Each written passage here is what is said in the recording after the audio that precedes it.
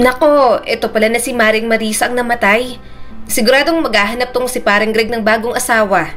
Saad ng kapitbahay nila habang nasa burol ng kanyang ina. Napatingin si Ronnie sa mga nag-uusap na ginang.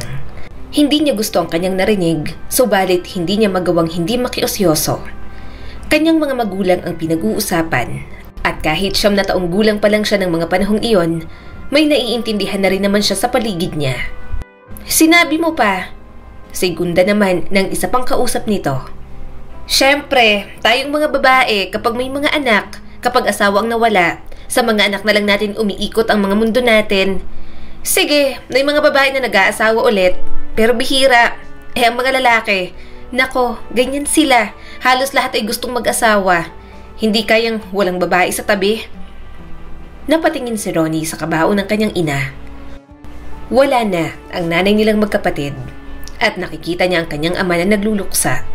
Malungkot ito dahil mahal nito ang kanilang ina, kaya hindi niya lubos maisip na mag-aasawa ulit ang tatay nila.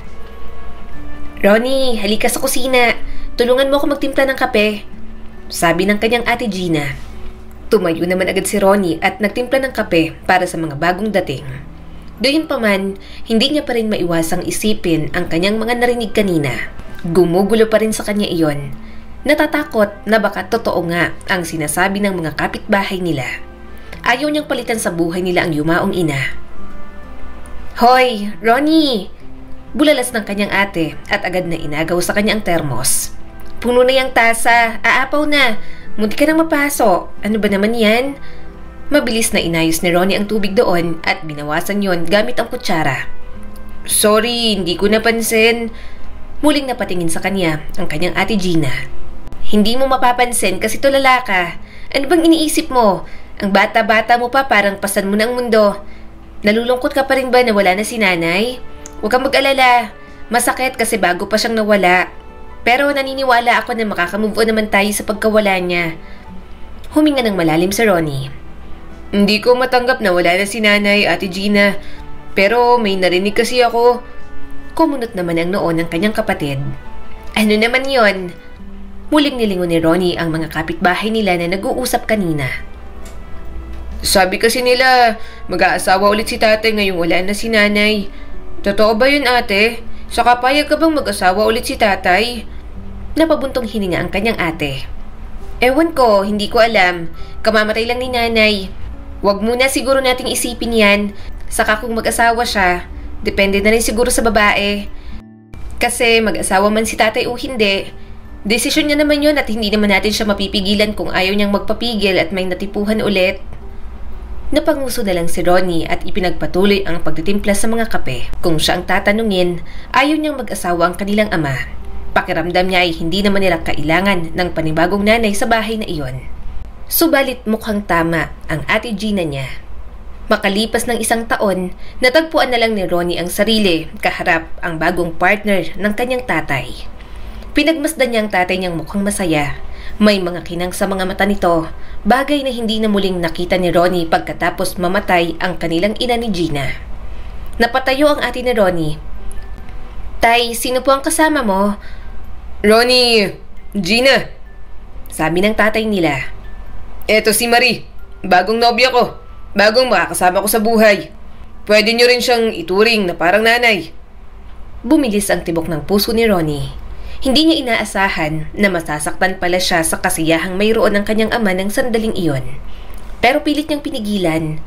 Tutol siya pero hindi siya ganoon kasama para magwala sa harap ng mga ito dahil lang sa ayaw niya. Ngumiti sa kanila si Marie. Hi sa inyo, sana matanggap niyo ko para sa tatay ninyo. Nagsalita naman agad ang tatay nila ni Gina. Oo naman, tatanggapin ka nila at kailangan nilang tanggapin. Dahil simula ngayon, dito na siya sa ating titira kasama natin. Nagkatinginan si Ronnie at ang kanyang kapatid. Pareho nilang ayaw ng desisyong iyon pero alam din nila pareho na wala naman silang magagawa kapag ama na nila ang nagdesisyon. Alam niya namang nalungkot ang kanilang ama pagkatapos mamatay ng nanay nila. Kahit ganoon, hinangad na nila ni Gina na huwag na itong mag-asawa. Dahil medyo malaki na rin naman sila at hindi na rin kailangang alagaan oras-oras pati na rin bantayan. Ngunit naroon na si Marie ng sandaling iyon Nakatayo sa kanilang kusina, nagluluto ng hapunan na parang gusto nitong palitan ng posisyon ng kanilang nanay na namayapa na. Nakakabigla naman po, Tay, sabi ng kanyang ate Gina. Ni hindi po namin naramdaman na may bagong nobya na po pala kayo. Nagsalita naman agad ang kanilang ama. Oo nga, ilang buwan pa lang naman kaming magkakilala. Nakilala ko siya sa trabaho. Magkatrabaho kami. Huwag kayong mag-alala, mabait naman siya. Dito na siya titira sa atin simula ngayon. Alam kong malaking pagbabago to pero gusto kong tratuhin niyo siya bilang bahagi ng pamilya. Parang pangalawang nanay niyo na sana kung kaya niyong dalawa ni Ronnie. Maya-maya'y pumunta na si Marie sa hapag at inilapag ang niluto nitong pagkain. Alam kong naninibago kayo pero nandito lang ako para tumulong sa inyong mag-aama. Mahirap na wala kayong nanay at walang asawa ang tatay ninyo. Sana magkasundo tayong lahat. Mabagal na tumango si Ronnie kahit na hindi niya talaga alam kung ano ang kanyang sinasang-ayunan. Sa mga unang araw, masipag naman si Marie at palaging kumikilos sa bahay nila. Malinaw na sinusubukan nitong makuha ang kanilang pag-aproba. Sinusubukang umangkop, sinusubukang gawing bahagi ng pamilya ang sarili. Kaya kahit paano, mas naging open na sila ni Gina rito. Pero lumipas ang mga buwan mula nang dumating si Marie sa kanilang mga buhay, unti-unting nagbago ang mga bagay sa paligid nila, lalo na sa kanilang tahanan. Dahil sa bagong kasama sa buhay, parang unti-unti na silang kinalimutan ng kanilang ama. Kasama nila sa bahay ang kanilang tatay pero para na lang silang maruming hangin na hindi binibigyan ng pansin. Ano ba yan? Ang engot mo naman. Sinabi kong suka ang bilhin mo, pero toyo ang binili mo. Dapat talaga hindi na kayo pinag-aaral ng tatay ninyo. Ikaw, wala kang utak tapos yung ate mo naman, batang-bata pa lang pero lumalandi na. Naiinis na sabi ni Marie nang magkamali siya ng binili. Hindi nakapagpigil si Ronnie na sumagot. Hindi naman po malandi ang ate ko. Isa pa, dapat naman po talaga kaming pag-aralin ni tatay dahil mga anak niya po kami. Hindi lang naman po siya nagtatrabaho para sa'yo. Para sa amin din po yun. Nanlaki ang mga mata ni Marie. Ba't sumasagot ka pala na bata ka? Sira ulo ka. Teka nga, nasa na ba yung sinturon ng tatay mo? Dapat sa'yo, pinapatikim ng lahat ng magtanda. Mabilis na tumakbo si Ronnie. Sinigawan pa siya ni Marie pero hindi na siya lumingon. Hindi naman siya pasaway na bata. Pero kapag inaaway siya, hindi rin naman siya papayag na magpaapi. Sa una lang naging mabait ang bagong partner ng kanilang ama pero habang tumatagal, lumabas na rin ang tunay nitong ugali. Pakitang tao lang pala noong mga unang buwan. Bakit ka humahangos? Tanong ng ate Gina niya nang makasalubong siya nito. Napakamot na lang si Ronnie sa kanyang ulo. Si Tia Marie kasi ate, papaluin ako ng sinturon. Nagkamali lang naman ako ng pagbili ng suka sa tindahan. Napairap naman ang kanyang ate Gina. Nakakainis talaga yung babaeng yon. Akala niya yata utusan tayo rito. Mas maganda naman sa kanya si nanay. Mukha naman siyang puwet ng kawali. Hindi alam ni Ronnie kung matatawa o hindi sa sinabi ng kapatid niya. Ate, huwag kang maingay. Baka may makarinig pagkatapos ay isumbong pa tayo. Bakas naman ang iritasyon sa mukha ni Gina. Wala akong pakialam sa kanya. Paano ba siya igagalang kung ganun ang ugali niya? Sige na, dyan ka muna sa labas. Maglaro ka muna dyan. Huwag ka na lang pumasok sa bahay hanggang wala si tatay para hindi ka pag-initan. Tatambay ako sa junk shop ate. Papanoorin ko si Kuya Oliver magkalas ng mga nakuha niya nung nakaraan. Nakangiting sabi ni Ronnie. Tumaas ang kilay ni Gina. Sige, doon kita susunduin. Huwag ka masyadong magdungis doon ha. Tingnan mo, ang itim-itim mo na. Natawa naman si Ronnie. Sige ate. Kahit na may bruha silang madrasta, hindi gaanong mabigat dahil sa kanyang ate na si Gina. Ito kasi ang tumayong nanay para sa kanya mula nang pumanaw ang nanay nilang dalawa. Bukod doon, ito lang din ang may lakas loob na sagutin si Marie. Palaban kasi ang kanyang kapatid at hindi nagpapatalo lalo na kapag alam nitong tama naman ito. Yun nga lang, kahit anong laban ni Gina para sa mga katwiran nilang magkapatid, palaging kay Marie ang side ng tatay nila. Lagi na lang ang stepmother nila ang focus ng kanilang ama sa buhay. Nararamdaman ni Ronnie ang pag-iting ng tensyon sa pagitan nila. Kaya rin siguro natutong sumagot si Gina sa nakatatanda. Palaging hindi sila pinapaboran kahit na mas madalas na mali naman si Marie. Ano pong sinabi niyo, Tay? Hindi niyo na po kami pag-aaralin ni Ronnie? Gulat na tanong ni Gina habang katatapos lang nilang kumain ng hapunan. Bakit naman po? Tay, elementary pa lang po tong si Ronnie. Ako naman po grade 8 na sa pasukan. Bakit hindi niyo po kami papapasukin? Napabuntong hininga ang kanilang ama. Wala na akong sapat na pera para pag-aralin pa kayong dalawa. Kung gusto niyo mag-aral, papasukin niyo ang mga sarili ninyo. Kung ayaw niyo, di wag. Saka, hindi ba't may boyfriend ka na? Mag-aasawa ka na rin naman. Huwag ka nang mag-aral. Sayang lang ang pinapaaral sa'yo. Napasinghap si Gina at hindi makapaniwala sa sinabi ng kanilang tatay. Grabe ka, Tay. Parang sinabi mo na rin po na magkanya-kanya na po tayong tatlo. At hindi po sapat na dahilan ng pagkakaroon ko ng boyfriend para hindi niyo po kami pag-aralin ni Ronnie. Kaya nagbo-boyfriend na lang po ako kasi ganyan po kayo. Simula nang maging asawa niyo si Tia Marie, pinabayaan niyo na po kami. Ni wala nga po kayong pakialam kung gabing-gabi na kaming nakakauwi. Kumunot naman ang noon ng kanilang ama. Malaki na kayo. Alam niyo nang tama sa hindi. Saka maiintindihan ko pa ba yan? Pagod na ako galing trabaho. Tapos gusto niyong mamroblema pa ako kung nasan kayo? Mapaklang tumawa si Gina. Halatang may bahi din ng sakit ang boses. Pagod ka po galing trabaho. Pagkatapos ay sasabihin mo po sa amin na wala po kayong pera para pag-aralin kami. Saan naman po pala napupunta ang pinagpaguran niyo kung ganon? Alam ko na. Sa magastos mo po pala na bagong asawa. Sa kanya niyo po pala binibigay lahat, kaya wala na po kayong tinitira para sa amin ni Ronnie. Napailing ang tatay nila. Bakas na sa mukha nito ang pagkainis kay Gina. Alam mo yung bunganga mo, sumusobra na. Palagi niyo nang binabastos ang stepmother ninyo sa harap ko pa. Kung hindi niyo siya kayang respetuhin bilang parte ng pamilyang to, respetuhin niyo lang siya bilang matanda. Siya nang kinakasama ko ngayon. Pananagutan ko siya kaya tumigil kayong dalawa. Lalong-lalo ka na, Gina. Napayuko na lang si Ronnie. Wala siyang kahit na anong masabi. Yun ang gusto ng tatay nila, kaya wala naman silang magagawa roon. At paano naman po kami? Tanong ni Gina na tumataas na ang boses. Nauna kaming mga anak mo. Palagi kaming nandito.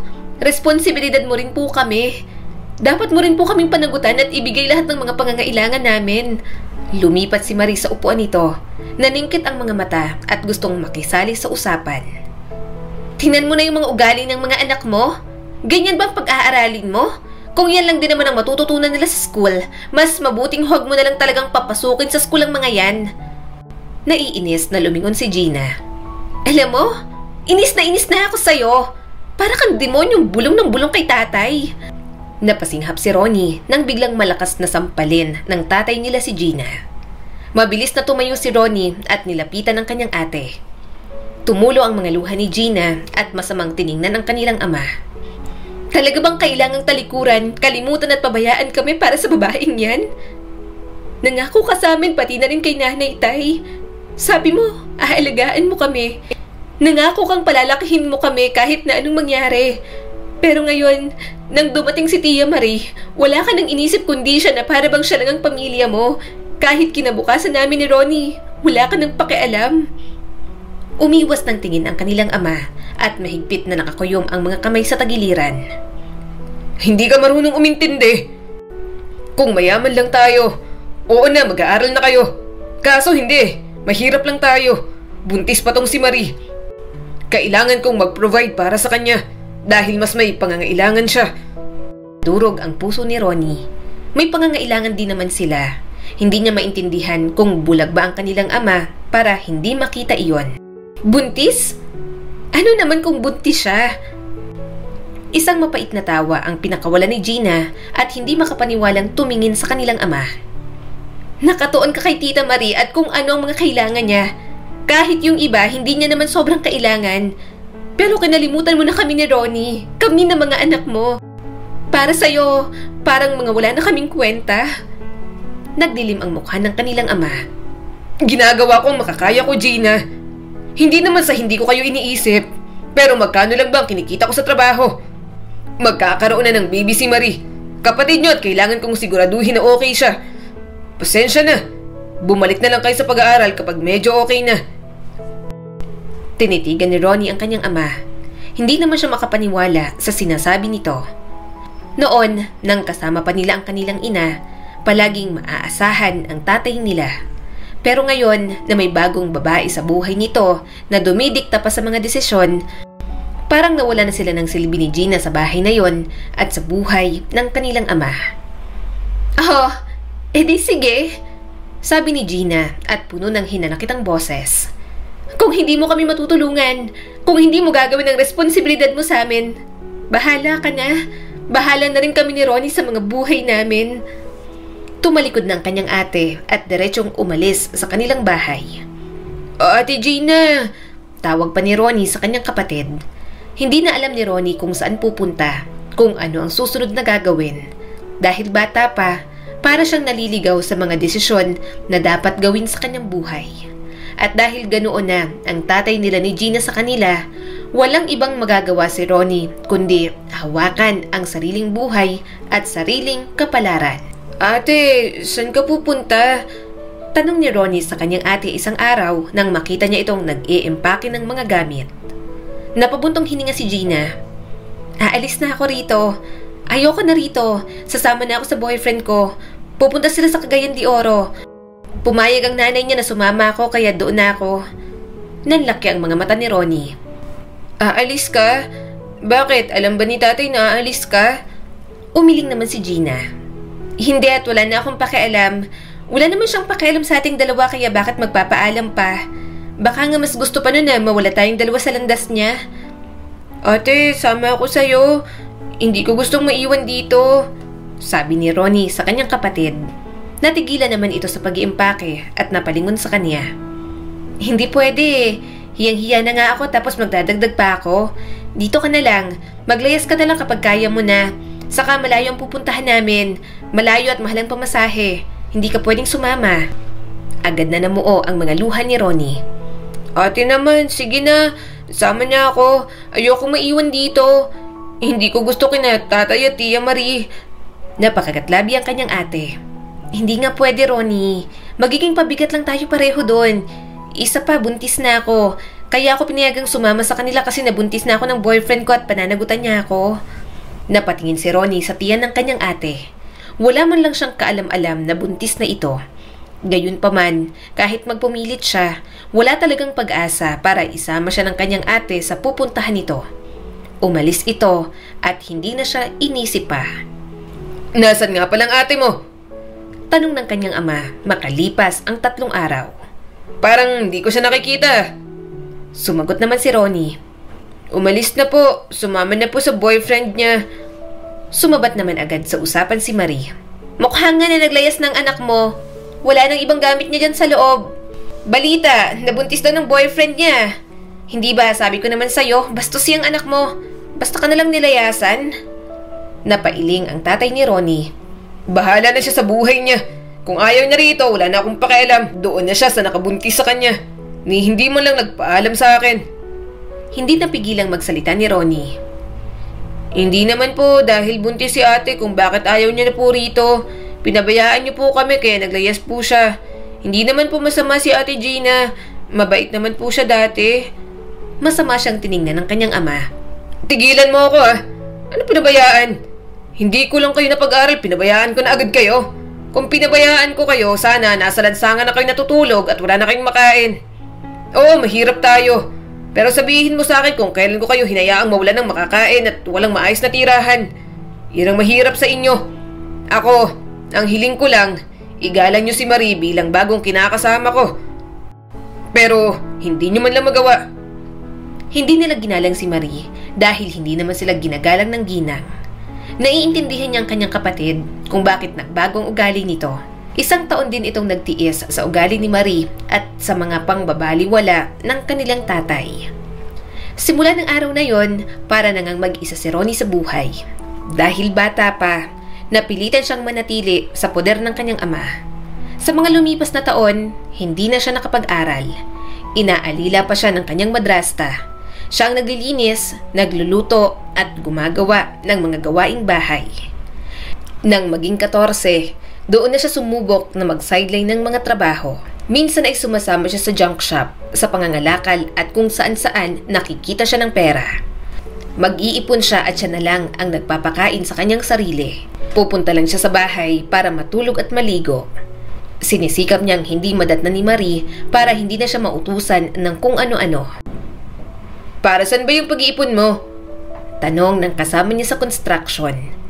Bakit ka ba ipon ng ipon? Bakit ka ba ipon ng ipon? Parang hindi ka na marunong magpahinga. Tumingin si Ronnie sa kanyang kaibigan. May bala kasi akong umalis sa amin. Ayoko na ron. Bumahan naman ang gulat sa mukha nito.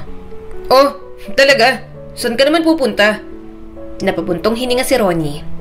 Sa Cagayan de Oro sana, kasi nandun ang kapatid ko. Kaso malayo at sabi ng ate ko, mahirap din daw ang buhay nila ron. Ayoko naman dumagdag pa, kaya baka sa Maynila na lang ako pumunta. Bahala na, doon na lang ako makikipagsapalaran kahit na wala akong kakilala. Bakas ang pagkamangha sa mukha nito. Ang lakas ng loob mo 14 years old ka pa lang, hindi ba? Talagang gusto mo ron? Hindi ba't delikado daw kapag Maynila? Sandali siyang hindi nakapagsalita. Hindi may tatangging minsan niya nang naisip iyon. Oo, sabi nga raw. Pero mas pipiliin ko pang delikadong lugar kaysa manatili pa sa poder ng tatay ko, kasama nung bagong asawa niya at mga anak. Parang alila ng turing sa akin doon magmula nang umalis si Ate Gina. Magpapaalilan na lang din naman ako. Doon na lang sa kikita ako. Kapag nanatili pa ako ron, mas lalong walang patutunguhan ng buhay ko. Nagpatuloy si Ronnie sa pagtatrabaho. Maya-maya'y natapos na rin naman siya, kaya naghanda na siya sa pag-uwi. Magaspang ng kanyang mga kamay dahil sa trabaho. Masasakit na rin ang kalamnan niya dahil sa mga pagbubuhat ng mabibigat. Sa edad na 14, hindi niya dapat ginagawa ang mga yon. Ngunit wala naman siyang ibang pagpipilian.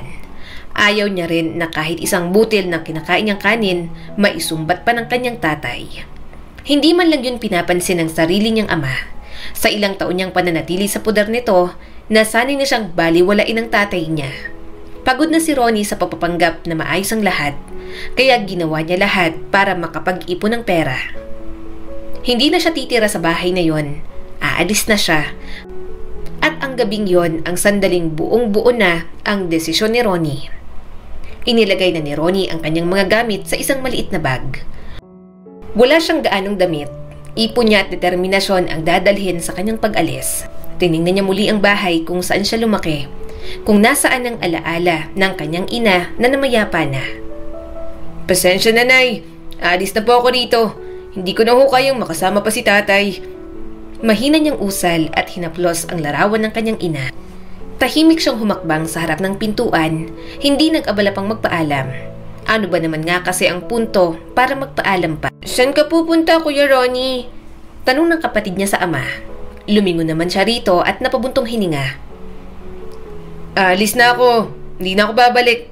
Hindi niyo na ako makikita. Napanguso naman ito. Sige, sabi ni nanay, aalis ka naman daw talaga rito. Hindi ka naman mahal ni tatay. Hindi na siya pumatol sa bata. Kahit naman ang mana ito kay Marie, hindi niya nalang inisip iyon.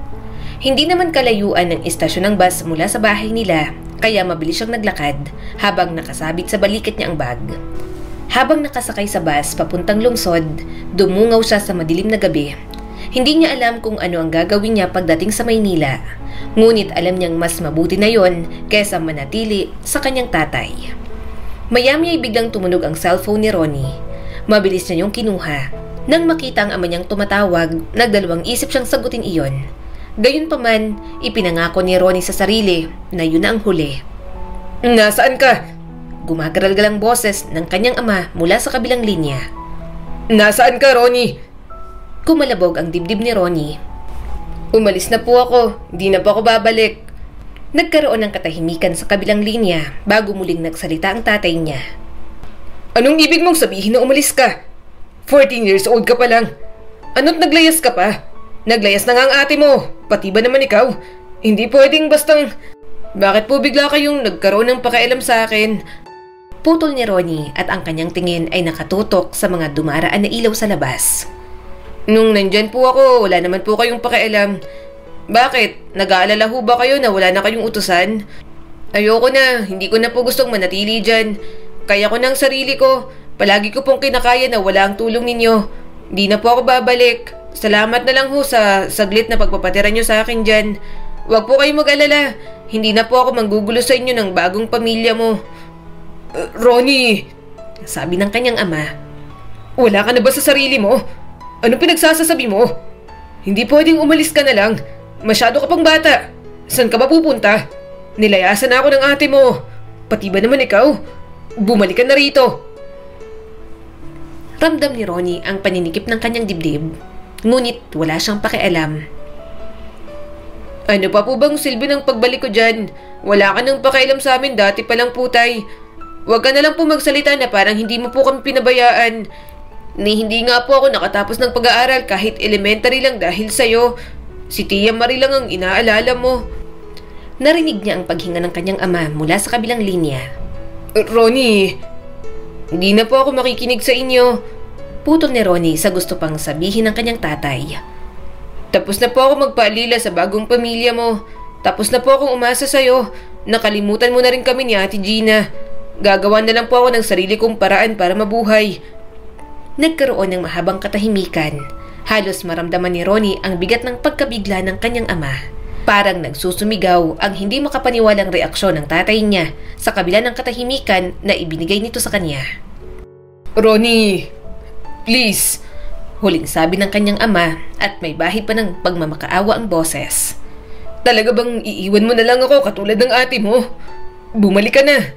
Hindi mo kailangang gawin to. Namumuo ang mga luha sa mga mata ni Ronnie. Gusto niyang maniwala sa kanyang ama. Pero batid niya na kapag pumayag siya, babalik lang din sa dati ang lahat. Mahal sila ng kanilang ama, pero mas mahal nito ang bago nitong pamilya. Kaya siya na lang ang mag-a-adjust para mas lalong hindi na magkasakitan pa. Hindi na po. Puno ng paninindigan na sabi ni Ronnie. Hindi na po ako babalik dyan. Pinatay niya ang tawag ng walang ibang salita. Sumandal si Ronnie sa kanyang upuan at sandaling nakapikit. Kahit na umalis siya, lahat ng galit, hinanakit at tampo na nagpapabigat sa kanyang dibdib sa mga nakalipas na taon, tila kahit papaano ay tuluyan na ring nawala. Saan kaya pwedeng maghanap ng matutuluyan dito, Manang? Tanong ni Ronnie sa tindera sa terminal habang kumakain ang in-order niyang pagkain. Wala siyang eksaktong pupuntahan, kaya maghahanap siya ng kanyang matutuluyan. Namalayan niya na lang na napadpad siya sa Sampaloc, Manila. Maraming tao, maingay at hindi katulad ng probinsya na pinanggalingan niya. Gayunpaman, mas maayos pa rin dahil malaya na siya at wala na siya sa poder ng kanyang ama. Tumingin naman sa kanya ang tenderang abala sa pagsasandok ng ulam para sa ibang customer. "San ka ba galing? Mukhang bata ka pa." "Sa Bicol po ako galing." Saad ni Ronnie. "Saka kahit bata po ako, nagtatrabaho naman na po ako. May dala rin po akong pera. Kaya ko naman pong magbayad." Tumangot-tango naman ang tindera. "Ano bang klaseng matutuluyan? Pansamantala o pangmatagalan? Saka mag-isa ka lang ba?" Tumango naman siya. "Opo, mag-isa lang po ako. Pangmatagalan po sana, saka yung mura lang po sana." "Tamang-tama." Bulalas ng tindera. "Yung pinsan ko, may mga bed space silang pinapaupahan doon. Pwede ka ron. Mura lang. Hindi kagandahan pero pwede na. At kung gusto mo, mura lang din." Lumiwanag ang mukha ni Ronnie. "Ayos na po sa akin yun. Wala naman po akong arte." Dinala na nga siya nito sa pwede niyang matuluyan. Maliit lang yon at maingay pa ang paligid dahil bandang eskinita at mga maiingay na kapitbahay. Gayunpaman, okay na yon kaysa sa wala o matulog pa siya sa kalsada. Sa mga lumipas na linggo, nagpatuloy na ang buhay ni Ronnie sa Maynila. Kung ano-anong trabaho ang kanyang pinasok. Naging construction worker, kargador at kung ano-ano pang sideline para kumita ng pera. Nag-iipon lang si Ronnie, wala naman siyang gustong pagkagastusan. Ipon niya lang yun pero in case of emergency. Lumipas ang mga taon at nakapanya na ang buhay sa Maynila. Nang sandaling yon, taga-ayos naman siya ng mga bulaklak. Nagkaroon kasi siya ng trabaho sa Dangwa Street. Subalit magbabago ang kanyang buhay sa pagdating ng isang babae. "Hoy, sumagot ka naman. Buwisit naman, no? Anong klaseng lalaki ka? Bakit ngayon mo pa ako hindi sinundo kung kailan umuulan? Ako ang babae, kaya ako dapat ang may toyo at hindi ikaw." Halos maiyak nang sabi ng babae na katabi ni Ronnie sa waiting shed. Hindi niya alam kung matatawa siya o mamamangha sa dalaga. May hawak nga na cellphone pero wala namang kausap. Parang gusto ng iba to ang cellphone sa sobrang inis, pero nagdadalawang isip dahil mahal naman ang cellphone. Wala silang masakyan pareho dahil puno na ng mga pasahero ang mga jeep at umuulan pa. Pero kung tutuusin, pwede namang umalis si Ronnie, sumuong sa ulan at sumabit na lang sa jeep. Subalit masyado siyang naaaliw sa babaeng kasama niya sa waiting shed. Para kasi itong nakikipag-away sa sarili nitong cellphone. Maya-maya may nagsalita na sa cellphone nito. Hindi masyadong marinig ng dalaga kaya napilitan itong i-loudspeaker. Rinig na rinig niya tuloy ang mga sinasabi ng kausap nito. Wena, ano ba? Sinabi na nga na hindi kita masusundo. Pagkatapos mo kong awayin kagabi, manigas ka dyan, wala akong pakialam. Nakakasawa na yung ugali mo. Sabi ng kausap nitong lalaki na mukhang boyfriend yata. Samantala, napayakap si Ronnie sa bag niya. Hindi niya alam kung bakit natutuwa siyang malaman na Wena pala ang pangalan ng dalaga. Hindi naman bago sa kanya ang magkaroon ng crush. Yun nga lang, alam niyang mali na humanga sa babae na may boyfriend na, kaya isinantabi niya na lang iyon. Alam mo, nakakainis na yung ugali mo. Bakit? Inaway ko ba yung katrabaho mo sa part-time job mo? Hindi ko naman siya inaway dahil alam ko rin na mapapahiya ako. Giit pa ni Wena. Ang akin lang, bigyan mo ako ng security na ako lang. Huwag mo akong bigyan ng dahilan para magselos. Napatingin muli si Ronnie kay Wena. Iniisip niya na kung siya yon, hindi niya ito bibigyan ng rason para magselos. Bakit pa siya didikit sa ibang babae kung nasa tabi niya na ang magandang si Wena? Ang kaso, hindi naman siyang boyfriend. Hindi naman sila magkakilala. Napalunok na lang si Ronnie at umiwas ng tingin. Kahit bigyan pa kita ng seguridad, magsiselos ka pa rin at hahanap ka ng dahilan. Malakas ang topak mo. Sige na, ibababa ko ng tawag. Hindi kita masusundo ngayon, mag-commute ka na lang. Sabi pa ng boyfriend ng dalaga. Napasinghap si Wena at parang maluluha na sa pagtrato ng boyfriend nito. Ha? Ano?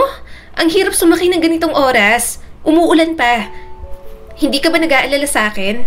Oo, nag-away tayo pero girlfriend mo ko, Eman. Sumagot pa muli ang lalaki sa kabilang linya. Kilala mo ako kapag may away tayo, Wena.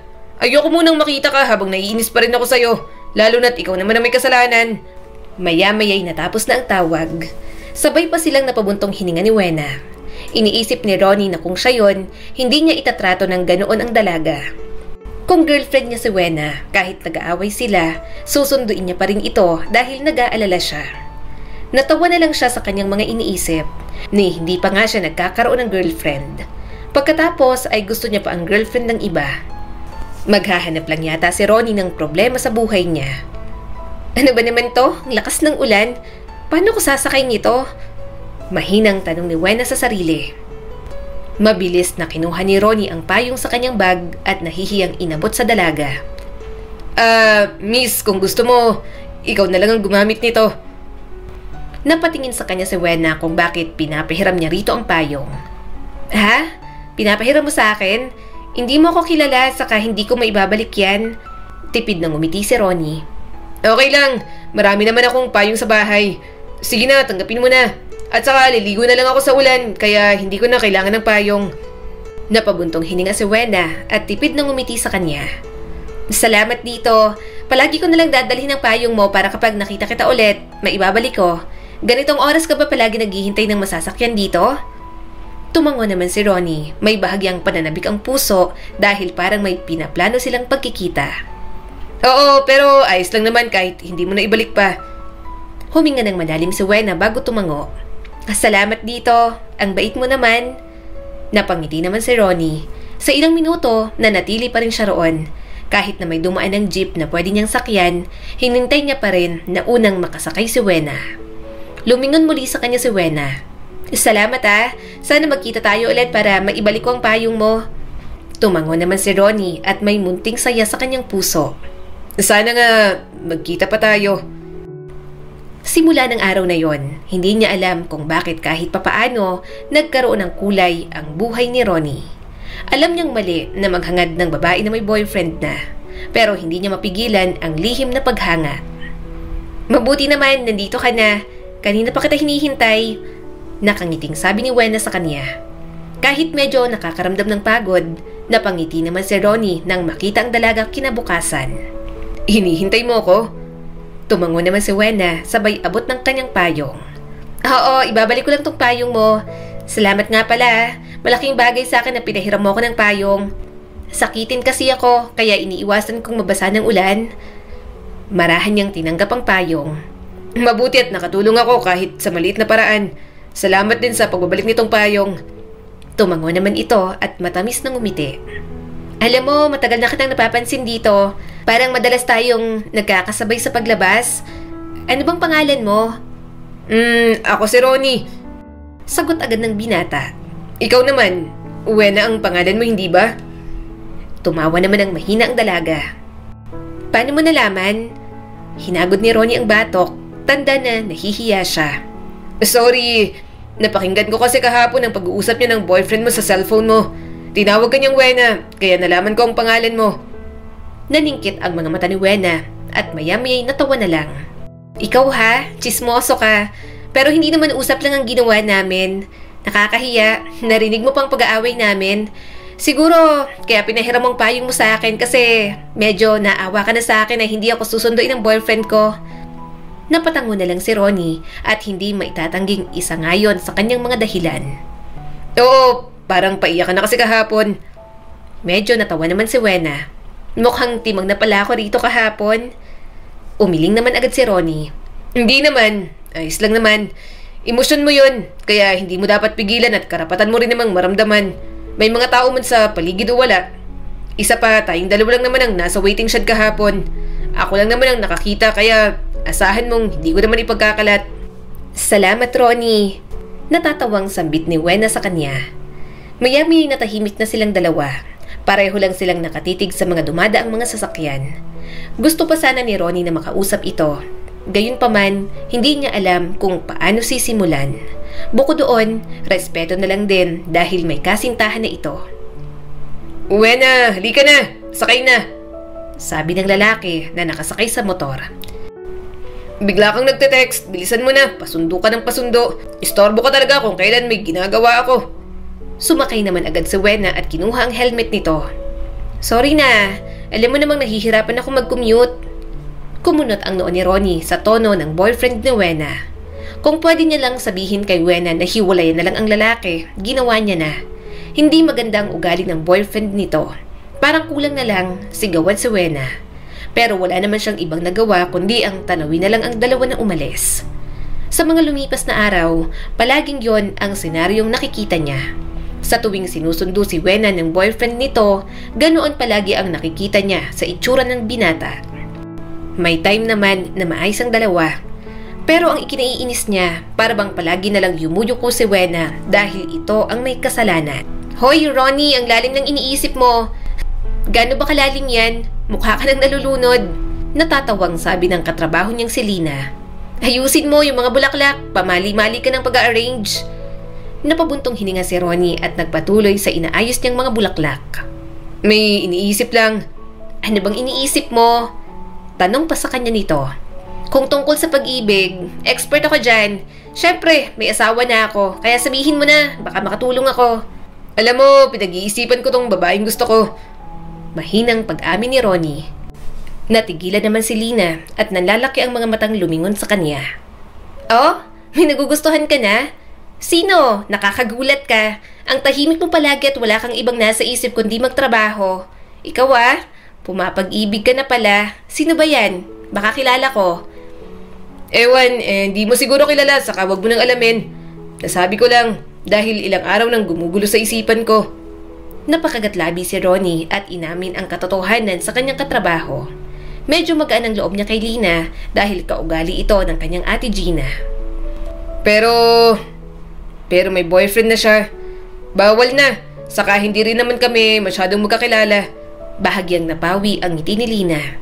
Tila naramdaman ang pagiging komplikado ng sitwasyon.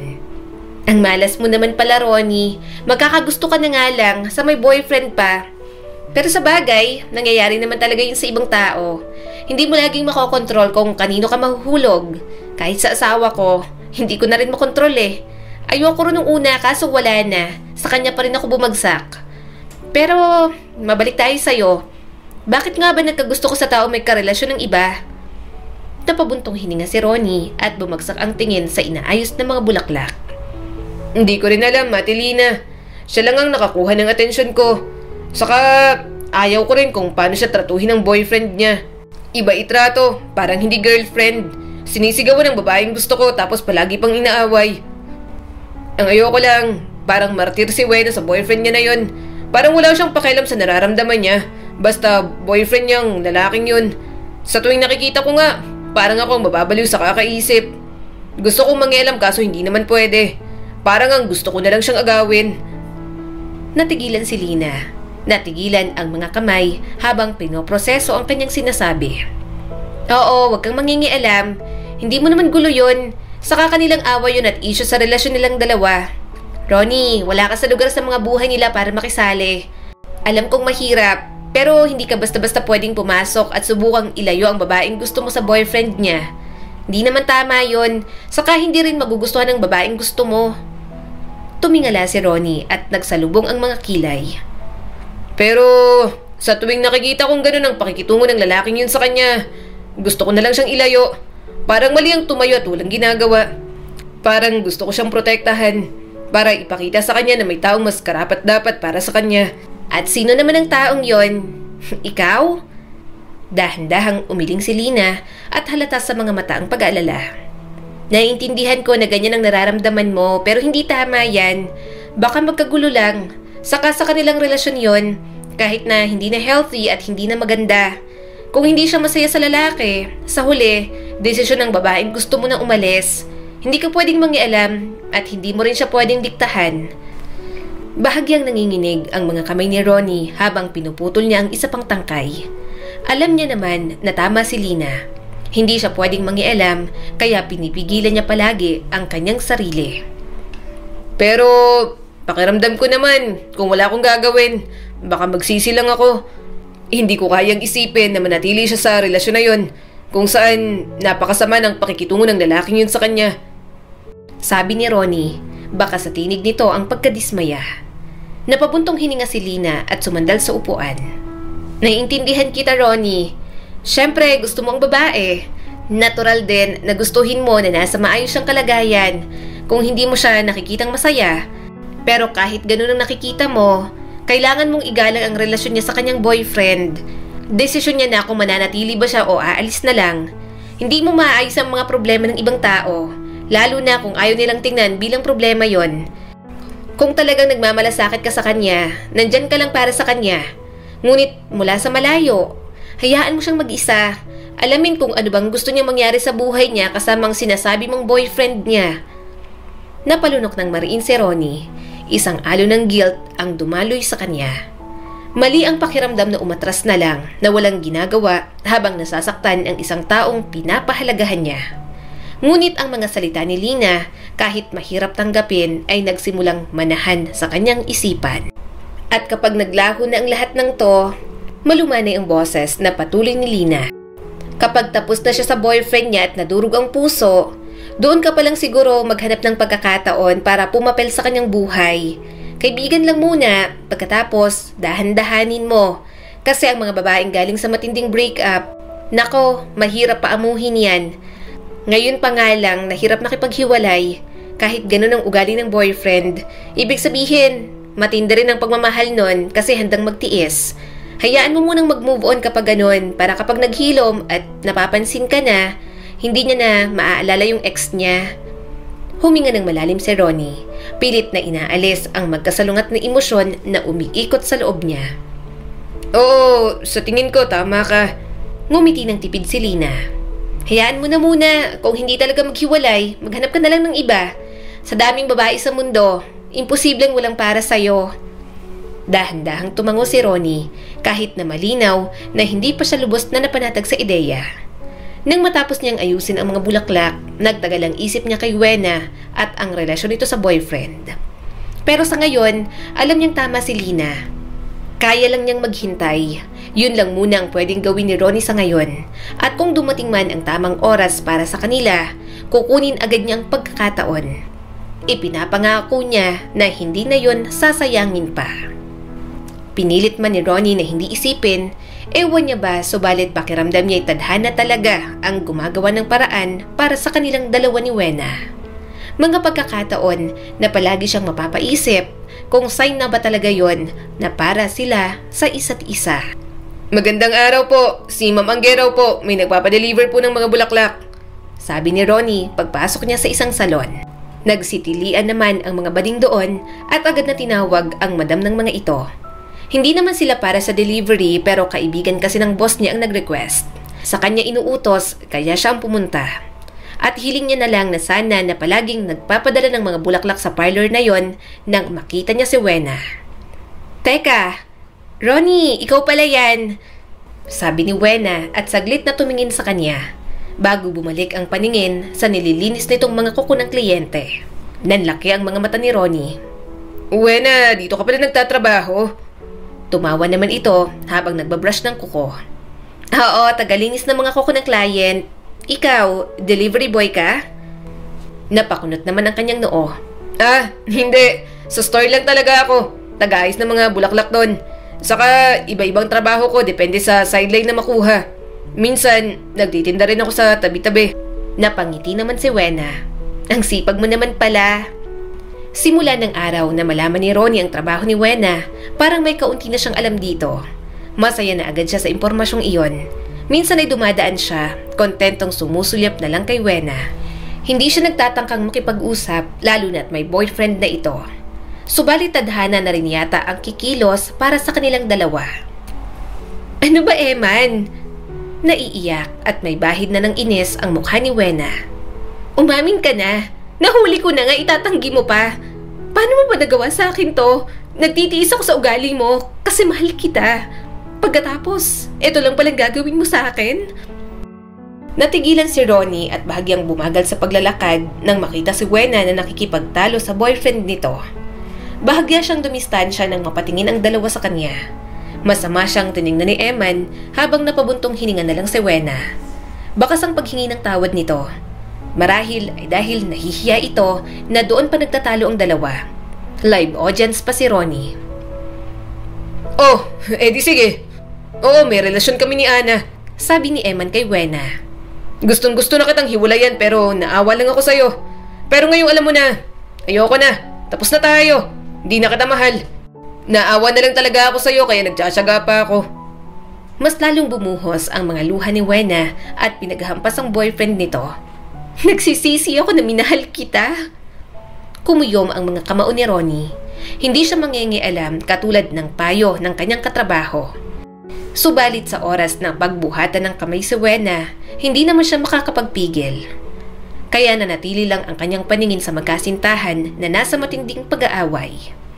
Masama na nga ang ugali, nakuha pang lokohin si Wena. Hamak namang mas gwapo siya sa mukhang unggoy na boyfriend nito. Sa susunod, aayain niya ang dalaga na magpasalamin para naman makitang malaking ekis at siraulo ang mga katulad ni Eman. Ako rin, nagsisisi ako kung bakit pinatulan pa kita. Sabi ni Eman sa dalaga. Tama naman si Mama, wala naman ako mapapala sa'yo. Nag-aaksayalan ako ng oras sa'yo, Wena. Simpleng manikurista ka lang. Hanggang high school lang ang natapos mo. Lalaki ako. Ako ang magdadala ng pamilya pero mas maganda pa rin na may narating ang babae. Hindi katulad mong hirap na hirap. Magiging pabigat ka lang sa buhay ko. Kaya kahit isang beses, hindi ko naisip na pakasalan ka kahit matagal na tayo. Umismid si Ronnie sa lalaki. Sa kanyang isip, ilang beses niya nang minumura si Eman. Alam niyang may mga siraulong lalaki sa isang relasyon pero ngayong may nasasaksihan siyang isa, tila gusto niya nang makialam at basta na lang sapakin si Eman. Eman, ano ba? Bumalik ka rito. Hindi pa tayo tapos mag-usap. Bulalas ni Wena at humabol pa talaga sa lalaking pinaandar na ang motor. Basang-basa tuloy si Wena dahil sa ulan. Napailing na lang si Ronnie at mabilis na lumapit sa dalaga. Hinayaan niya itong sumilong sa kanyang malaking payong. Baka magkasakit ka. Huwag ka nang magpaulan. Mahinang sabi niya rito. Mas lalo namang naiyak si Wena. Mabuti ka pa. Alam mo, ang gunggong na yon, 1 taon na kaming nagsasama, hindi pa rin alam na mabilis ako magkasakit. Napabuntong hininga si Ronnie at marahan itong hinawakan sa braso. Hindi niya alam kasi hindi kanya pinapahalagahan. Sumama naman sa kanya ang dalaga. Dinala niya muna ito sa gutuhan. Binigyan niya rin ng malinis na towel. Basang-basa ang damit nito at panay na rin ang bahing. Gusto mo bang ibili kita ng mga damit pamalit mo? Tanong ni Ronnie kay Buena. Umiling naman ito. Wag na, mapapagastos ka pa. Pagkatapos natin dito, uuwi na rin naman ako. Sayang yung in-order mo. Kakainin ko. Napabuntong hininga si Ronnie. Saglit lang, may bibilhin lang ako. Mabilis na tumayo si Ronnie. Pumunta siya sa pinakamalapit na butika at bumili ng gamot para kay Buena. Tumakbo na siya dahil baka mainip ito, kaya pagkabalik, hingal na hingal si Ronnie. Eto, inuman mo na ng gamot para hindi na lumala kapag nagkasakit ka. Sabi niya rito at halos ipainom na iyon. Namuo na naman ang mga luha sa mga mata ng dalaga. Salamat, nag-abala ka pa. Nakakahiya na binili mo pa ako ng gamot. Tumayo naman siya at inayos na ang pagkain nito. Ayos lang, maliit lang naman na bagay ang ginawa ko sa'yo. Saka kahit hindi tayo masyadong close, parang kaibigan na rin naman ang turing ko sa'yo. Suminghot pa si Buena bago nagsalita. Pasensya ka na sa nakita mo kanina. Nakakahiya na sa public pa kami nag-away. Hindi na kasi ako nakatiis na kumprontahin siya. Nahuli ko kasing may iba na pala siyang babae. Ayos lang. Mahinang sagot ni Ronnie. Alam kong sinari niyong dalawa palagi. Palagi ko rin namang iniisip na hindi si Emma ang tamang lalaki para sa'yo. May mas karapat-dapat pa para sa pagmamahal mo. Napatitig sa kanya si Buena. Nagulat sa kanyang sinabi. Ano? Anong ibig mong sabihin? Umawang naman ang bibig ni Ronnie. Ang ibig kong sabihin, lagi kong nakikita kung paano kanya tratuhin. Kung paano niya binabaliwalang mga nararamdaman mo. Kung paanong hindi kanya pinapahalagahan. Hindi ko alam. Hindi lang tama sa paningin ko. Kaya nagtataka ako kung bakit ka pa nagtitiis sa lalaking yun. Umiwas ng tingin si Buena at sinubukang maging kalmado. Hindi ko nakita yon. Pagdating kasi kay Eman, para lang akong mangmang na nagbubulag-bulagan dati. Akala ko kung bibigyan ko siya ng sapat na pasensya, sapat na pag-unawa, magbabago siya. Kaso hindi pala ganun yon. Tila nadudurog ang puso ni Ronnie para sa dalaga. Sana naman tumigil ka ng magbulag-bulagan ng ganun, Buena. Hindi tama ang pakikitungo niya sa'yo at nananatili ka pa rin. Hindi naman tama yun para sa'yo. Bumaba ang tingin ni Buena sa sahig at napakagatlabi. Alam ko naman yon, pero umaasa pa rin kasi ako na marirealize niya na may halaga rin naman ako sa kanya. Umaasa pa rin ako na baka magbago pa siya at bumalik siya sa Eman na dati kong minahal. Dahan-dahang tumango si Ronnie. Pero hindi ka na naman niya pinapahalagahan. Kahit ibang tao ang makakakita sa inyo, kitang-kita rin naman siguro yun. Hindi lang naman ako. Kaya bakit gusto mo pa rin manatili sa kanya kahit ganun siya sa'yo? Huminga ng malalim si Buena. Kasi akala ko si Emma ng klase ng lalaki na kailangan ko. Alam mo ba, 1 taon na lang at kapag nakapag-exam siya ay magiging pulis na siya. At naisip ko, kung magkatuluyan kami, kung magpakasal kami, magiging stable ang buhay ko. Akala ko siya ang makakapagbigay sa akin ng lahat. Yun lang naman kasi ang hanap ko sa isang lalaki. Hindi naman dahil mukha akong pera. Gusto ko lang talaga ng stable na buhay pero nagkamali ako. Nagkamali ako sa kanya. Nakaramdam si Ronnie ng paninikip ng dibdib sa sinabi nito. Medyo nanghina ang loob dahil sa minimiting lalaki na gustong makatuluyan ni Buena. Buhay pa lang na mayroon siya, halatang hindi na siya makakapasa sa standard nito. Ni hindi man lang nakatapos si Ronnie ng elementary. Kaya ako nagstay kahit minsan masama ang pakikitungo niya sa akin. Patuloy ni Buena at nahihiyang tumingin sa kanya. Pinipilit at pinapaniwala ko na lang talagang sarili ko na magbabago siya. Na paninindigan niya pa ako kahit anong mangyari. Pero ngayon alam ko na niloloko ko lang ang sarili ko. Ipinagpalit na pala talaga ako at hindi niya naman ako mahal. Napabuntong hininga na lang si Ronnie. Bigla na lang siyang pinanghinaan ng loob. Tila walang pag-asang magustuhan siya ni Buena. Kahit pa makamove on ito mula kay Eman. Gusto ng dalaga ng isang binatang successful sa buhay at halata namang hindi si Ronnie iyon. Mabuti naman at nagkaroon ka ng lakas ng loob na hiwalay ng boyfriend mo. Namamaos niyang sabi at hindi pa rin maitago ang pagkabigong nararamdaman niya. Alam kong mahirap para sa'yo na lumayo sa kanya, lalo na't marami na kayong pinagsamahan. Pero tamang ginawa mo. Huwag kang mag-alala. May iba pang lalaki dyan. Hindi lang naman ang ex mo ang lalaki sa mundo na pwedeng magmahal sa'yo. Meron ding iba. Deserve mo ang isang taong talagang magpapahalaga sa'yo kung sino ka. Yung walang sumbat at walang pangahamak. Tumango si Buena at nakita niyang senseridad sa mga mata nito.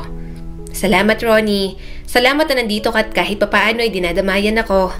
Napawi ang ngiti ni Ronnie at saglit na nagtama ang kanilang mga mata. Gusto niyang sabihin sa dalaga ang lahat ng nararamdaman niya pero hindi yon ang tamang oras. Bukod doon, natatakot siyang matanggihan ni Wena. Bilis na, Ate Lina. Ililibre kita. Nagpupumilit na sabi ni Ronnie sa kanyang katrabaho. Napangiwi naman si Lina. Ayoko nga, Ronnie. Kakapalinis ko lang ng kuko ng isang araw. Para naman akong baliw na magpapalinis ulit. Napakamot naman siya sa ulo. Sige na nga, Ate Lina. Pumayag ka na naman. Ako naman ang magbabayad. Libre ko na nga. Ayaw mo pa? Pupunta ako ron para makita si Wena. Kaso wala naman akong dahilan. Kaya ikaw ang gagawin kong dahilan. Pwede ba, Ronnie? Tigilan mo nga ako. May date pa kami ng asawa ko. Kung gusto mong makita, di puntahan mo. Kapag tinanong ka, sabihin mo na gusto mo siyang makita. Huwag ka nang humanap ng kung ano pang dahilan. Mabilis namang umiling si Ronnie. Ayoko, nahihiya ako. Ang weird na basta na lang akong pupunta ron. Ayoko pang manligaw. Baka mabigla siya sa akin. Iwasan niya pa ako. Ganito na lang. Bakit kaya hindi ikaw ang magpalinis ng kuko mo? Magpa-foot spa ka kung gusto mo para mahawakan niyang mga paa mo. Suggestion sa kanya ni Lina. Nanlaki naman agad ang mga mata ni Ronnie. Nakakahiya yun. Mas lalo nakakahiya ang sinabi mo. Dami-dami kong kadyo sa paa. Baka sa halip na magustuhan ako mandiri pa. Hindi pa man ako nanliligaw at hindi pa din nagiging kami. Alam niya na agad ang baho ko. Natawa naman si Lina na para bang hindi ito ang nagsuggest niyon. Bahala ka. Sige na, kaya mo na yan, Ronnie. Ikaw naman ang didiskarte kaya ikaw nang umisip ng paraan kung paano ka magpapapansin dyan sa babaeng nagugustuhan mo. Hanggang payo na lang ako pero wag mo kong idadami sa pagdiskarte mo. Napakamot na lang sa ulo si Ronnie. Hindi niya talaga alam kung paano siya gagawa ng paraan para magpapansin sa buhay ni Wena. Alam niyang hindi siya kasama sa mga tipo ng dalaga. Ni wala pa siya sa 1/4 ng standard nito sa isang lalaki. Pero tinamaan talaga ang puso niya kay Wena. Pakiramdam niya, magsisisi siya kapag hindi niya naipakita ang tunay niyang nararamdaman. Magpapapedicure sana saka manicure. Sobrang hinang sabi ni Ronnie kay Wena. Halos ayaw niya nang iparinig sa dalaga. Tumaas naman ang mga kilay ni Wena at napangiti. Talaga, Ronnie, mabutit may dala ka. Mahina pa ang kita ko ngayon.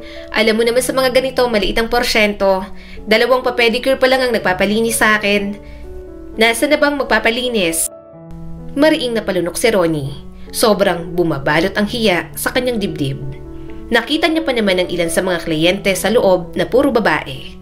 Napapatingin pa sa kanya. Bago pa naman siya pumunta sa parlor na yon, kinuskus niya na ng maigi ang kanyang mga paa, pati na rin ang talampakan. Ako sana magpapalinis.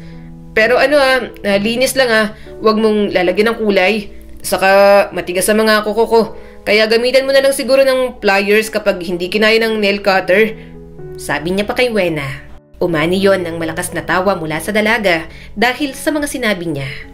Ang OA mo, hindi yan. Sure ako, nakaya naman yung mga kuko mo. First time mo lang ba? Sige, colorless na lang ang ilalagay ko sa'yo. Upo ka na ron. Dahan-dahan siyang umupo sa single sofa na itinuro sa kanya ni Wena. Magpapalinis lang naman siya ng mga kuko, pero labis na ang kaba na kanyang nararamdaman. Nagulat na lang siya nang ilagay nito sa isa pang upuan ang kanyang mga binti. Nanlaki ang mga mata niya nang hawakan nito ang kanyang mga paa, kaya mabilis niyang naiatras iyon. Mahina namang tumawa si Wena. Bakit mo inuurong? Akin ang mga paa mo. Yan nga ang lilinisan ko. Ano ba? Magpapatanggal ka ba ng ingrown? Kumunot naman ang noo ni Ronnie, pero tumango na lang kahit hindi niya naiintindihan ang sinabi nitong salita. Nagsimula na itong linisan ang mga kuko niya. Hindi siya sumandal ng maayos dahil parang mas tumataas ang mga balahibo niya sa kaba at kilig. Sa daming bagay sa mundo kung saan siya pwedeng kiligin, kay Wena pa talaga na nililinisan ang kanyang mga kuko. Aray! Hindi niya napigilang daing. Mabilis namang tumuhay sa kanya si Wena. Bakas ang pag-aalala na baka nasaktan siya nito. Sorry, masakit ba? Umiling naman si Ronnie kahit ang totoo ay may kaunting kirot. Hindi naman. Handa naman akong tiisin ng kahit na binabarena mo ng mga kuko ko. Hindi napigilang tumawa ni Wena bago bumalik sa pagkalikot sa kanyang kuko. Sorry na, medyo malaki at malalim kasi kaya mahirap tanggalin. Umawang ang bibig ni Ronnie bago napalunok. Kahit tanggalin mo pa lahat ng mga kuko ko sa paa, ayos lang. Napalakas ang tawa ni Wena at hinampas ang binti niya. Ano bang nakain mo ngayon at para kang timang? Medyo napahalakhak na rin si Ronnie. Hindi ko nga rin alam. Sige na, linis ka na dyan. May kamay pa. Hahawakan mo pa ang kamay ko. Tumaas ang mga kilay ni Wena. Gusto mong hawakan ko ang kamay mo? Napakagatlabi naman si Ronnie. Oo naman, para syempre malinisan mo ang mga kuko ko. Simula ng araw na yon, naging mas malapit sila ng dalaga. Nahihirapan si Ronnie sa sariling damdamin, lalo na at malaya niyang nagagawa iyon. Kahit na hindi siya pasok sa standard ni Wena, sinubukan niya pa rin manligaw. Talaga? Gusto bang manligaw? Medyo nangingiti na tanong ni Wena. Nakakagulat ka naman. Akala ko ba hanggang kaibigan lang? Hinagod ni Ronnie ang sarili nitong batok at bahagyang nakaramdam ng hiya. Akala ko nga rin, pero syempre, gusto ko sana manligaw. Matagal na kitang gusto. Hinintay lang talaga kitang makalimot sa ex-boyfriend mo. Ang totoo niyan, gusto na kita, kayo pa lang ni Eman. Napasinghap naman si Wena. Kaya naman pala sobrang bait mo sa akin. Akala ko naman gusto mo lang na makipagkaibigan sa akin. Pero sige, pwede mo kaligawan. Kilala naman na kita kaya may tiwala na ako sa'yo. Halos alam na natin ang buhay ng isa't isa kasi palagi tayong magkasama at nagkukwentuhan. Nagsimula na nga ang kanilang ligawan. Hindi na mahirap suyuin si Wena dahil malapit na rin naman sila sa isa't isa. Hindi niya man mapantayan ang standards ng dalaga kahit papaano ay pinapakita niya naman na seryoso siya sa buhay at hindi niya naman ito hahayaang magutom. Kaya hindi rin nagtagal, sinagot na rin naman siya ni Wena. Sa unang taon bilang magkasintahan, masaya sila sa isa't isa. Sa sumunod na taon, sinubukan nilang magsama at wala namang naging problema. Kaya naman nang magkaroon ng kasalang bayan, kinuha na nila ang pagkakataon at nagpakasal na. Tumigil na rin si Ronnie sa pamamasukan sa isa sa mga tindahan sa Dangwa dahil naging tricycle driver na siya. Nakapag-ipon siya at kahit papaano ay napundar niya iyon. Samantala, nanatili pa rin na manicurista ang asawa niyang si Wena. Minsan ba iniisip mo kung anong nangyari sa tatay mo? Saka dun sa ate mo na nasa Cagayan, tanong sa kanya ni Wena isang gabi. Napabuntong hininga si Ronnie habang hinahaplos ang buhok nito. Minsan, oo. Minsan naman ay hindi. Nakikita ko lang din naman sila sa social media. Nakita ko na matanda na si tatay at mukha namang inaalagaan ang bago niyang pamilya. Medyo malalaki na rin ang mga kapatid ko sa ama. Si Ate Gina naman, 3 ng anak. May sarili na yung buhay doon at nahihirapan din sila minsan. Kaya hindi ko na kinukumusta. Minsan nga kapag tumatawag ako, hindi naman sinasagot. Akala niya yata mangungutang ako. Natawa naman si Wena. Hindi naman natin kailangang mangutang. May mga trabaho naman tayo. Isa pa, may sarili na tayong bahay. Mabuti na lang at minana ko to sa mga magulang ko. Marami pang kwarto. Pwede natin gawing bed space para dagdag kita. Pero hanggang ngayon ba, may hinanakit ka pa rin ba sa tatay mo? Kasi pinabayaan niya kayo ng ate mo at hindi na kayo pinag-aral. Sandali siyang hindi nakasagot. Siguro, meron pa rin pero hindi na katulad ng dati. Marami na rin naman kasing nangyari sa buhay ko. Parang wala rin saysay kung aalagaan ko pa tong galit na to. Tapos na rin naman ang lahat. Hindi na rin naman may babalik pa. Yun talaga ang tunay na nararamdaman ni Ronnie. Simula nang umalis siya sa kanila, mas marami siyang natutunan sa buhay. Para sa kanya, mababaw na lamang na alaala ang lahat. Iniisip niya na lang na naging matibay siya dahil sa ginawa ng tatay nila ni Gina noon. Kinaya niya naman, kaya wala na siyang ibang sisisihin kung bakit hanggang doon lang ang kanyang buhay. Makalipas ang 1 taon, nagkaroon sila ng anak na lalaki. Tuwang-tuwa silang mag-asawa dahil malusog na nailabas si Miguel. Gayunpaman, napansin nila na kahit 1-year-old na ang panganay nila, ni mama o papa ng mga salita, wala pa rin silang naririnig ni Wena. Hayaan na muna natin. Pagpapanatag ni Ronnie kay Wena habang hawak si Miguel. Bata pa naman ang anak natin. Baka normal lang sa bata na mahuli sa pagsasalita. Saka wag kang mag-alala. May tunog naman kapag umiiyak siya. Hindi magiging pipi ang anak natin. Napabuntong hininga si Wena at hinalikan ang noon ng kanilang anak. Pasensya na, atat lang siguro ako, Ronnie.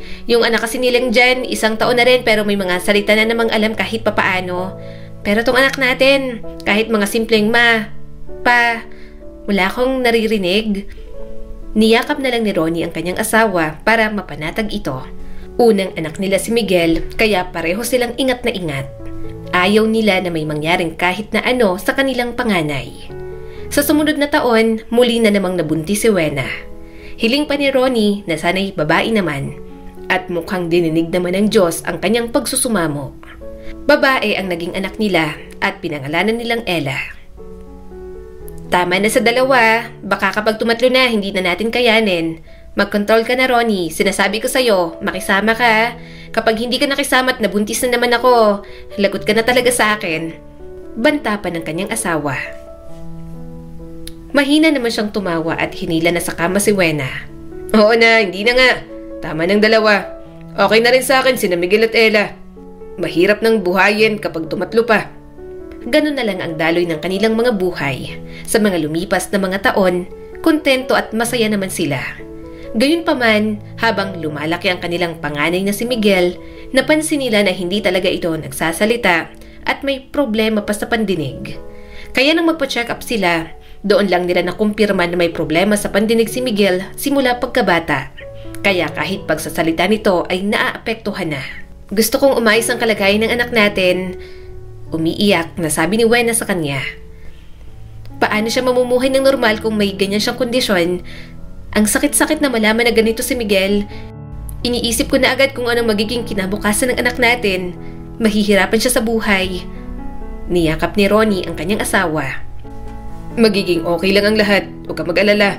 Nandito naman tayo. Hindi naman natin siya pababayaan. Palagi tayong magiging gabay ng mga anak natin. Palalakihin nating malakas si Miguel. Kaya natin to, Wena. Laban lang para sa mga anak natin. Naging malakas silang mag-asawa para sa kanilang mga anak na sina Ella at Miguel. Gumawa sila ng paraan para maibigay ang lahat ng pangangailangan ng mga ito. Mas madalas na rin sa simbahan ng asawa niya dahil umaasang mabigyan ng himala ang anak nilang si Miguel. Samantala, palagi namang pumupunta si Ronnie sa mga opisina ng social welfare para pumila sa medical assistance. Umaasa kasi sila na mabigyan ng hearing aid si Miguel. Sa awa ng Diyos, nabigyan na rin naman ang anak nila. Maayos ang lahat sa pamilya nila. Walang kahit na anong bumabagabag sa kanilang mga buhay. Subalit magbabago ang lahat sa pagdating ng mga estranghero na magdudulot pala sa kanila ng problema. Eto si Maureen, pinsan ko. Tapos ako naman si Danilo. Sabi ng mga tenant na titira sa bahay nila.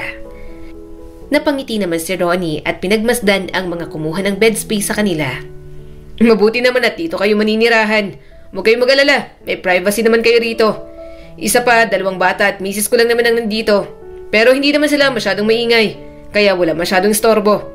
Humawak sa braso niya ang kanyang bunsong anak na si Ella. Napangiti naman ito at kumaway. Natawa siya sa pagiging malambing ni Ella sa lahat ng tao.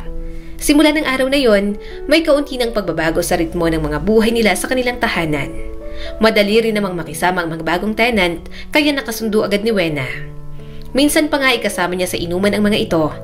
Sa sobrang bait ni Maureen at Danilo, tila ang hirap ng paniwalaan na may masama palang ginagawa ang mga ito. Deliver mo to doon kay Manong Tonyo. Mag-ingat ka. Bata, alam mo na. Huwag kang magpapahuli sa mga parak. Saan ni Danilo sa batang kausap nito at may inabot na 1 kilo ng bigas na nakalagay sa itim na plastik. Hindi nakapag-aral si Ronnie pero hindi siya mangmang para hindi malaman iyon. Alam niyang mali ang ginagawa ng mga ito. Mabilis siyang umalis at nagpatay mali siya na lang. Kunwari hindi niya nakita ang transaksyon na iyon. Nakita mo? Sabi ni Danilo nang pumasok ito. Magsusumbong ka? Kumunot naman ang noo ni Ronnie kahit buhol-buhol na ang kaba sa kanyang dibdib. Hindi, wala naman akong pakialam dyan. Saka alam ko naman ang kalakaran dyan. Ayoko rin madawit sa gulo. Tumawa si Danilo at napailing. Gusto mo ba? Malaki ang kitaan dito. Pinilit na lang din tumawa ni Ronnie. Huwag na, okay na ako sa pagiging tricycle driver. Hindi naman namin kailangan ng sobrang daming pera. Ikaw ang bahala, sabi pa ni Danilo. Napalunok na lang si Ronnie. Kinakabahan siya, lalo na at tulak pala ang mga tenant nila ni Wena. Ayaw niya ng ganoon, lalo na't nasa ilalim pa ng kanilang pamamahay. Nang nagkaroon ng pagkakataon at wala sina Maureen at Danilo sa bahay nila, sinabi niya agad iyon sa kanyang asawa. Ronnie, sabi ni Wena at may bahid ng pag-aalala ang boses. Seryoso ka ba talaga? Sigurado ka ba sa nakita mo? Matagal na humigop si Ronnie sa baso. Naniningkit ang mga mata na ibinalik iyon sa lamesa. Sigurado ko, Wena. Nakita ko si Danilo na may kausap. Di lang kausap, kundi nag-aabot ng mga bagay-bagay. Hindi ako gumagamit nun, pero hindi naman ako mangmang para hindi malaman na ipinagbabawal na gamot yun. Nakita ko talaga. Sa harap ko mismo. Hinihikayat nga ako eh. Tumanggi agad ako kahit sinabi niya pang malaki ang kita. Nanlaki ang mga mata ni Wena. Ang kamay ay lumipad sa kanyang bibig dahil sa gulat. Nako Ronnie, yan ang wag na wag mong gagawin. Mas maigi lang maghirap tayo kaysa gumawa ka ng iligal. Hayaan mo na sila dyan. Huwag kang magpapahikayat. Umiling agad si Ronnie. Hindi ko gagawin yon. Kilala mo ko, Wena. Mas gusto ko pang mapagod sa pamamasada kaysa naman may pera nga. Pero hindi naman tamang ginagawa. Bahagya pang bumulong si Wena. Pero ilang buwan na silang nakatira dito. Paanong hindi natin nalaman agad? Kung alam lang natin na ganyan pala sila, sana hindi na tayo pumayag na maging tenant natin sila rito. May mga bata pa rito. Nasapo ni Ronnie ang noo at halatang frustrated. Hindi ko alam, Wena. Ayaw kong maniwala nung una pero masyado nang halata. Nagiinuman nga kami, nagulat ako na gumagamit niyang si Maureen. Nagpahalata na lang ako na hindi nagulat. Kasi may mga kasamahan ako sa Toda na gumagamit din. Pero hindi ako sanay na sa mismong bahay natin. May mga user at pusher. Ang kinakatakot ko pa, may mga ilan sa mga kapitbahay natin ang nakakaalam na may ginagawang kabulastugan tong dalawang tenant natin. Paano na lang kapag may mga nakaalam ng mga otoridad? Baka madamay pa tayo. Kasi bahay natin to at dito sila nakatira. Nararamdaman niya ang pag-aalala sa boses ng kanyang asawa. Ayaw niyang bigyan ng takot ang mga ito, lalo na at may mga bata pa sa bahay nila. Sigurado ka bang hindi natin sila pwedeng sabihan na umalis na lang? Sabi ni Wena, medyo nag-crack pa ang boses. Kalmado mo na lang kausapin. Sabihin mo may mga anak tayo at natatakot kang madamay tayong lahat kung sakali. Delikado, Ronnie. Para sa amin, para kina Ella at Miguel, wala dapat sila sa ilalim ng pamamahay natin. Kapag napahamak sila, mapapahamak din tayo. Hindi naman biro yan, lalo na at mas mahigpit ngayon ang gobyerno tungkol sa mga ganyan. Hindi agad nakasagot si Ronnie at saglit na nag-isip bago muling nagsalita. Hindi ko alam, Wena. Di naman ganun kadali. Nagbayad sila ng 5 buwang upa ng advance. Siguradong kukunin nila yun. Alam mo namang nagamit na natin. Isa pa, baka magalit sila kung susubukan nating paalisin sila. Hindi natin alam kung anong uri ng mga tao ang pinakikitunguhan natin dito sa bahay. Pero Ronnie, paano kung saktan nila tayo? Kapag mga adik, mga ganyan, iba na rin ang nasa utak, hindi ba? Puno ng pag-aalala ang boses ni Wena. Ayoko malagay sa panganib ang mga anak natin. Kailangan nating isipin ang tungkol sa ating pamilya. Ronnie, gawan mo naman ang paraan. Biglang tumayo si Ronnie. Alam ko, Wena, pero natatakot din ako. Ayoko makipag-away sa mga taong yan, lalo na sa perang ibinayad nila. Hayaan muna natin sila ngayon. Hahanap ako ng paraan. Habang tumatagal, mas lalo siyang nag-aalala para sa kanyang pamilya. Ayaw niyang manatili pa sina Danilo at Maureen sa kanila, pero hindi niya naman alam kung papaanong ibabalik agad ang pera. Nagastos kasi nila yon sa pagpapacheck up ni Miguel. Gayunpaman, pinilit niya pa rin makisama. Kapag pinakita niyang takot siya, baka kung ano pang pumasok sa isip ng mga ito. Subalit habang tumatagal, hindi na rin talaga napigilan ni Ronnie na magsalita. Danilo, pwede ba kung gagamit naman kayo niyan? Huwag dito sa bahay. Kahit sa ibang lugar na lang kung pwede, may mga bata rito. Paano kapag nakita nila? Sabi ni Ronnie at medyo naiinis na.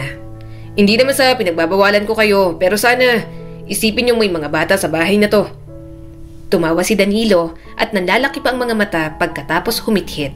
Tikim ka na lang, saka wala naman sila rito. Napailing siya at dismayado na sa dalawang tenant nila.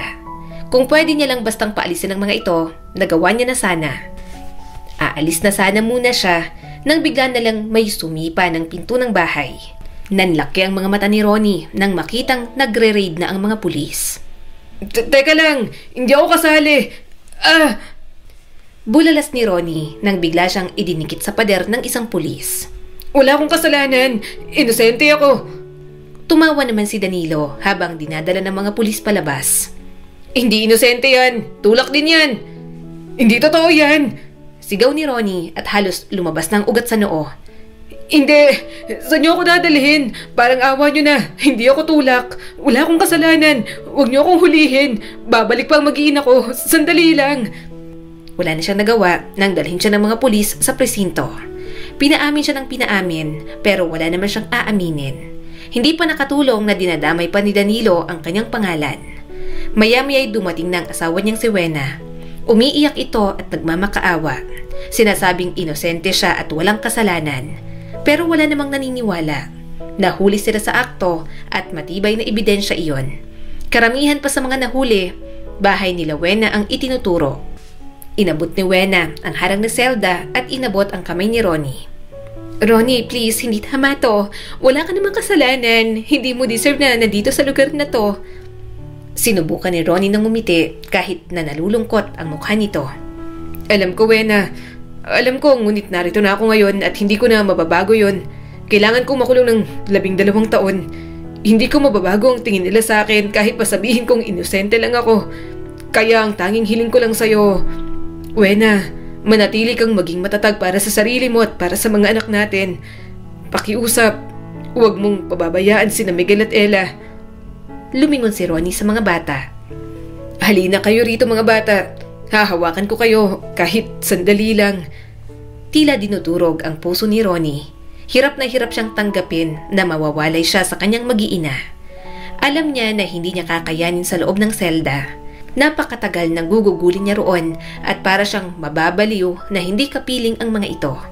Patuloy siyang mag-iisip kung anong mangyayari sa mga ito habang wala siya sa tabi ng kanyang mag-iina. Mahigpit na hinawakan ni Wena ang kanyang mga kamay. Hindi, Ronnie. Hindi ko to kayang gawin mag-isa. Hindi ko kaya. Kailangan kita dito. Kasamang mga bata, hindi ko kaya. Hindi ko sila kayang alagaan ng mag-isa. Natatakot ako. Hindi ko kaya na wala ka. Pinunasan ni Ronnie ang mga luha nito. Pakiusap, kailangan mo magpakatatag. Kailangan ka ni na Ella at Miguel ngayon. Kailangan ka ng mga bata ngayon. Alagaan niyo ang isa't isa habang wala ako ngayon sa tabi ninyo. Maraming pagsubok ang pinagdaanan ni Ronnie. Kahit inilaban ang kaso, nabilanggo pa rin siya. Kapag bumibisita ang asawa niya, wala itong ginawa kundi ang umiyak. Palagi nitong sinasabi na hindi nito kayang magtrabaho habang inaalagaan ang maliliit pa nilang mga anak. Pinunasan ni Ronnie ang mga luha ng kanyang asawa. Pasensya na, wala akong magawa. Sorry din, hindi ako matatag. Umiiyak na sabi ni Wena. Sorry, hindi sila makapasok ng maayos sa school tapos ang liit pa ng kinikita ko sa trabaho. Parehong hindi pa marunong sa gawaing bahay ang mga anak natin dahil bata pa nga. Hindi ko naman gustong ihabilin sa mga kapitbahay natin dahil parang mas delikado. Baka mapano pa sila.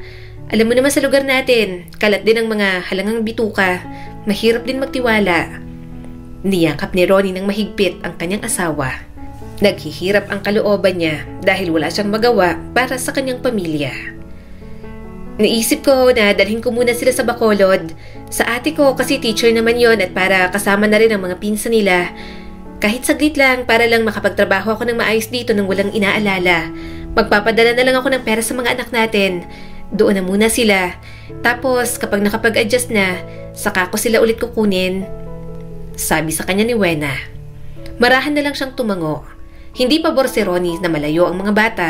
Gayunpaman nakikita niyang nahihirapan na talaga ang kanyang asawang si Wena. Sobrang laki na ng ipinayat nito. Hindi rin naman makatagal ang katawan nito sa mabibigat na trabaho dahil sakitin talaga. Kaya naman, habang nasa bilangguan, hindi mapakali si Ronnie. Kailangan niyang gumawa ng paraan. Mabuti na lang, nagkaroon siya ng pagkakakitaan kahit papaano.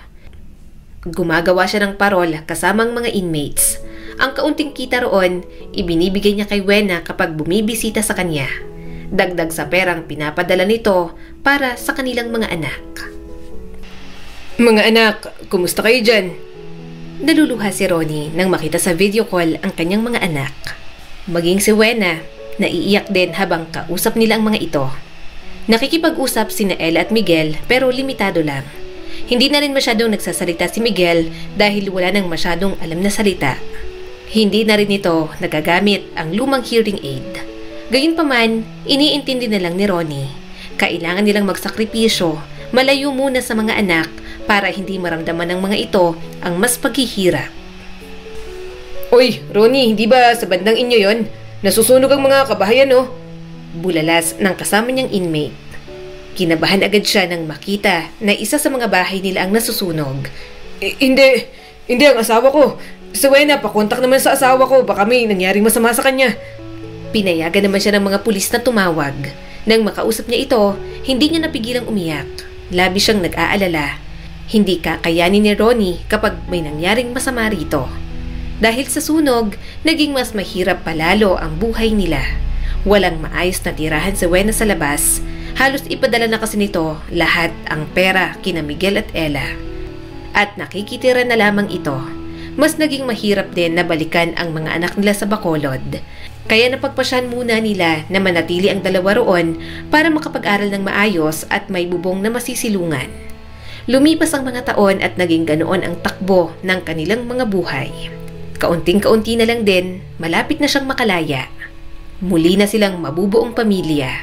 Subalit ang akala ni Ronnie na naging maayos na kalagayan ng mga anak niya sa kabila ng pagkakabilanggo, isang kasinungalingan lang pala. Anong sinabi mo, Wena? Tanong niya rito, hindi makapaniwala sa kanyang narinig. Patuloy lang sa paghikbi ang kanyang asawa. Nagsumbong sa akin ng mga anak natin. Si Miguel, eto ang mga picture niya na sinend ni Ella. Pinagmamalupitan daw sila ron. Matagal na't hindi makapagsumbong kasi tinatakot ng kapatid ko at ng asawa niya. Sorry, Ronnie. Sorry, kasalanan ko. Sana hindi ko nalang iniwan ang mga bata ron. Hindi ko naman alam na magkakaganito. Kumuyom ang mga kamao ni Ronnie habang tumutulo ang mga luha. Marami na siyang pinagdaan ng hirap at kinaya niya yung lahat. Pero ang makita si Miguel na ganoon, ang bunso niyang anak na si Ella na umiiyak, parang mauubusan siya ng hininga. Hindi niya kayang tanggapin ang mga yon.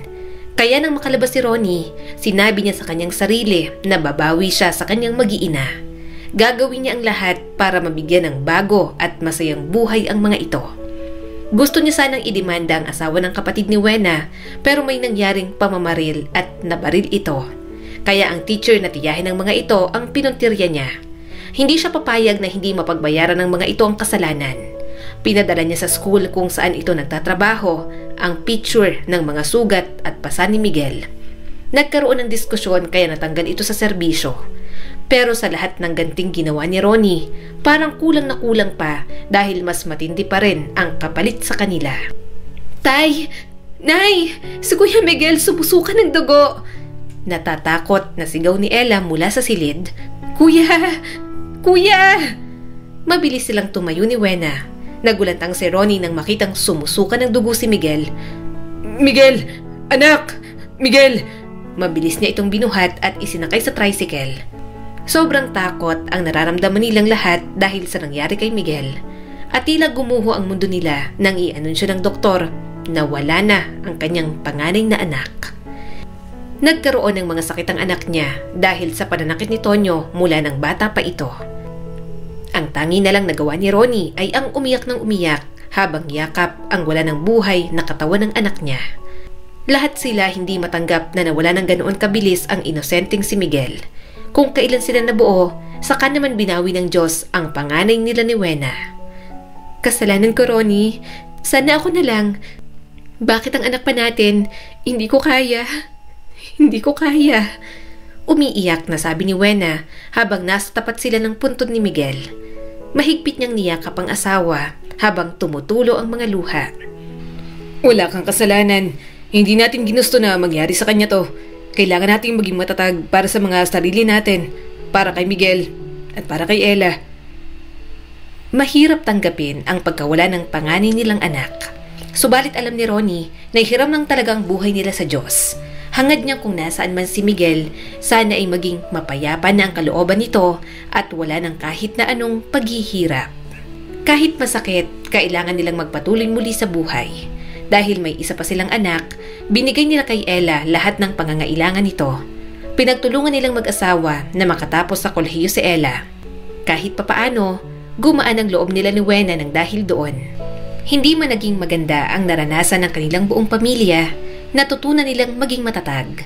At ang mga alaalang iniwan ni Miguel kahit wala na ito, mananatili pa rin sa kanilang mga puso.